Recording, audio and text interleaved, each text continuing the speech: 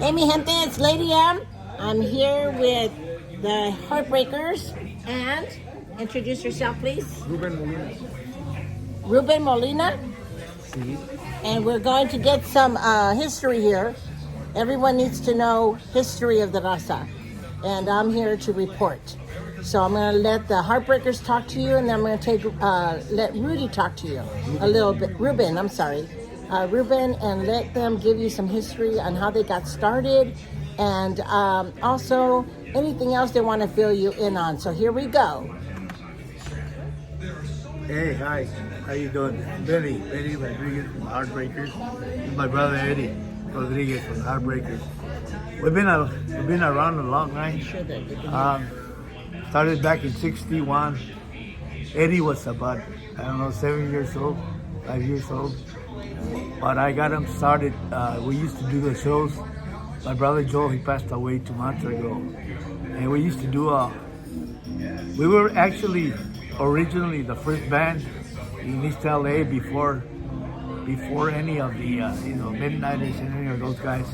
There was a guy by the name of Billy Cardenas who formed the Romancers out of Lincoln Heights, and they heard us singing, and they hired us as backup singer for Max Uvaez back in 1961. And Max Uvaez sang like very close to Richie Valens, and so he got Billy Cardenas was our manager. He got a contract for him to sing for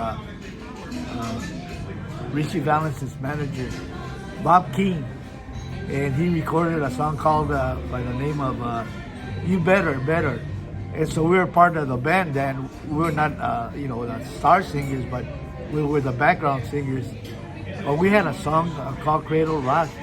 We're from El Chuco in Paso, Texas, and there was a song that came from back there in the 50s called Cradle Rock. And my brother and I, that's how we started singing some of that doo-wop and that. And we sang that one even without any rehearsals of that. They had recorded Max in the studio and that, but we're on our way out. We're still at Capitol Records there in Hollywood, and Billy told Bob King, I wanted to listen to this kid. And we sang Cradle Rock. That's the one that he released it. He didn't even go to the studio. We recorded it in the hallway and then made it. And that's when people like Ruben started, promoting the groups and that. Ruben had a great book back then, and we still have a copy of it. But I'll let you tell him about it. But this is my brother Eddie. I want to say a few words for that. Hello, my name is Eddie Rodriguez. I play with the Heartbreakers by my brother Benny, and I also have a band called the East Los Disciples.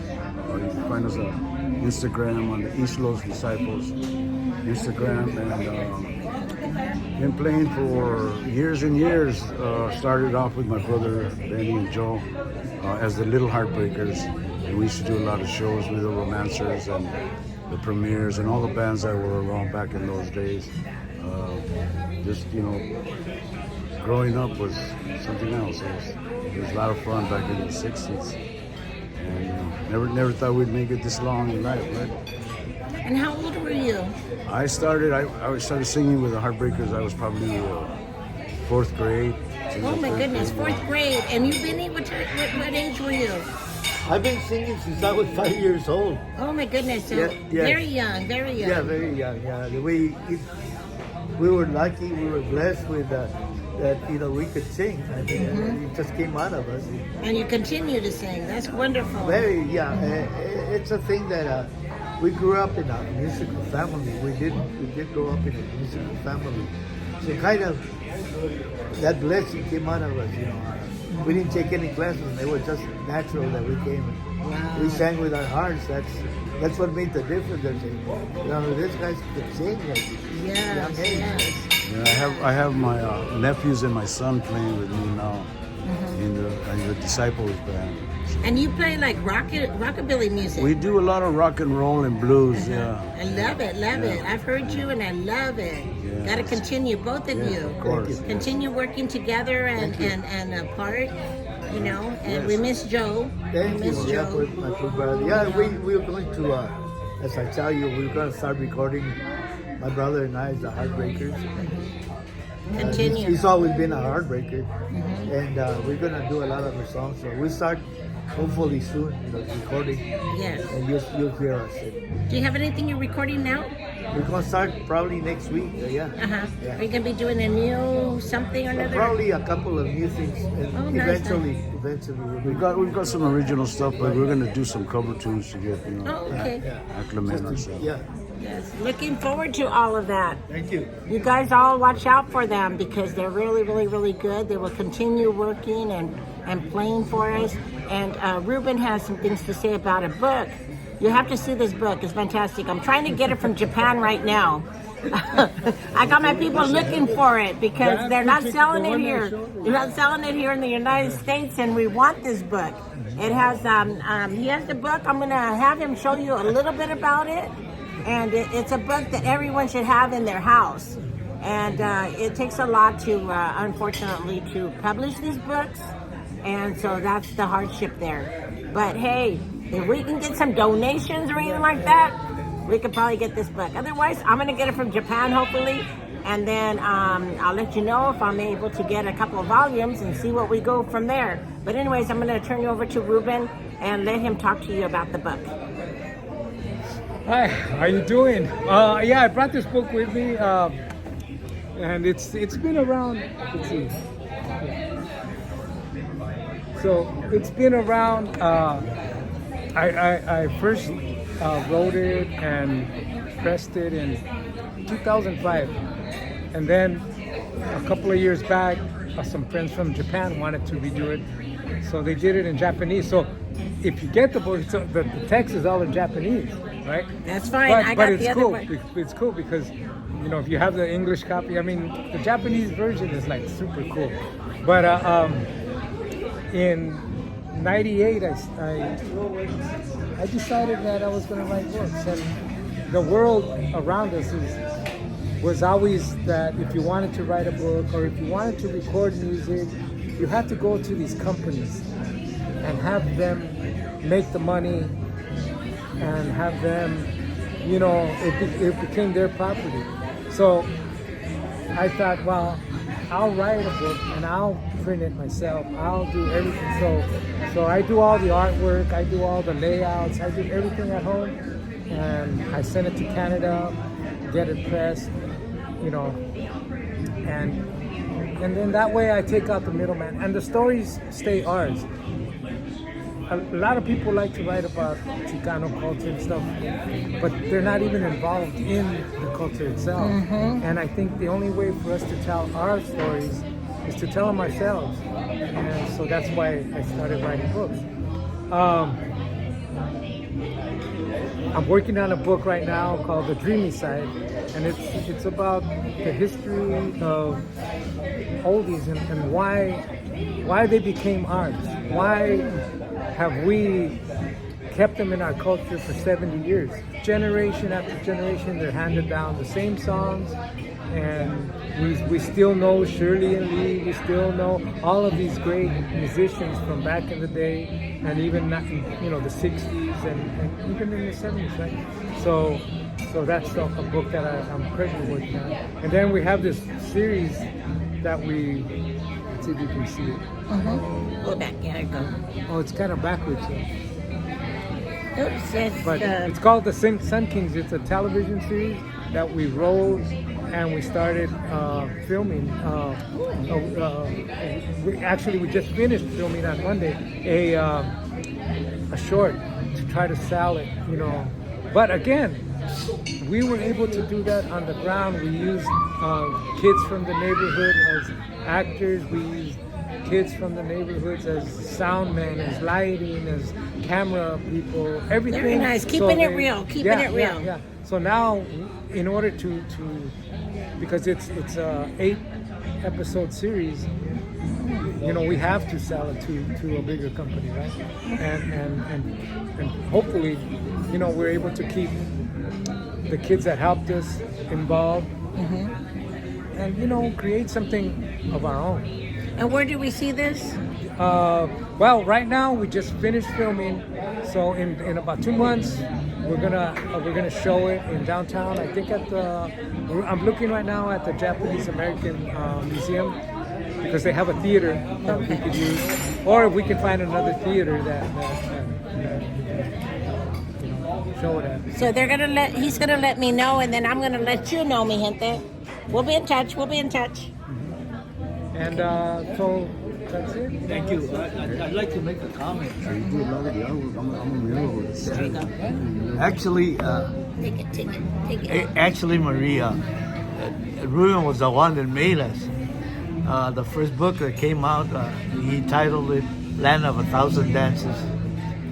Land of a Thousand Dances, and he put my brother Joe, may he rest in peace. No, not Land of a Thousand Days. I wasn't involved in that. Yes, you were.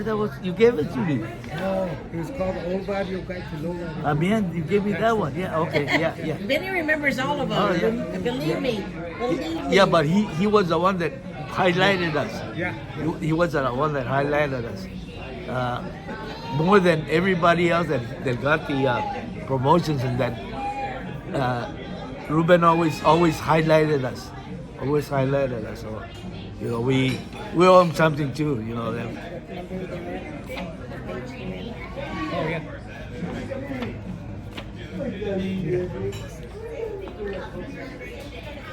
So what kind of music do you also sing in Spanish? We sing in Spanish. That was really our forte. That was really our forte. We sang boleros. Yes. Yeah, I give her a CD. With him as a 7-year-old. Let me show There you go. Let me show this one. In the book, mi gente, here we go. Look here's the Heartbreakers when they first started. Look at that, right there. That was when they first started. Keep talking around. We have to keep all of them in our heart, because these are the people that made the music for us that will continue, and we pass it on to our children and their children, because oldies is forever in our hearts and souls. That's where we're at, mi gente. Because once we're gone, that's the memories that our kids are gonna have.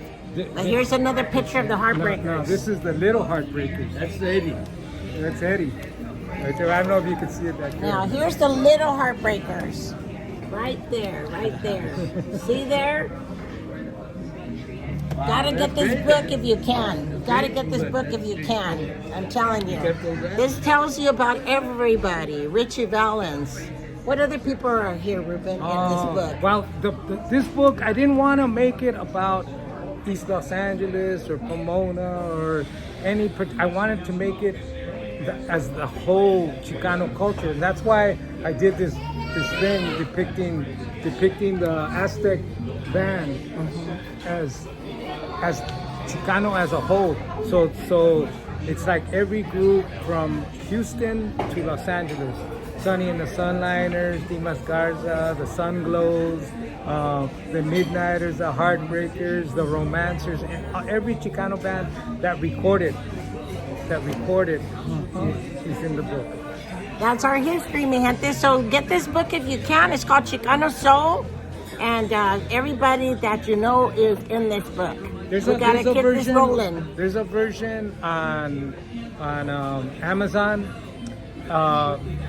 that was pressed by Texas Tech University, but it's not in color. It's just a black and white book, but it's readily available on Amazon. That version. There you go.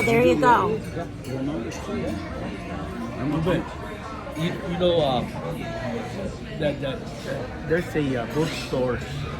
That's an old one. They're going away, but they still sell it. Yeah, they still sell it. They still sell which book? Previous one. Oh, and what was the name of your previous book? Do you remember? The first book, I didn't bring it with me, but it was called The Old Barrio Guide to Lowrider Music. The Old Barrio Guide to Lowrider Music. To Lowrider Music. Look it up, you guys. And this is at what bookstore? Is it in East LA or?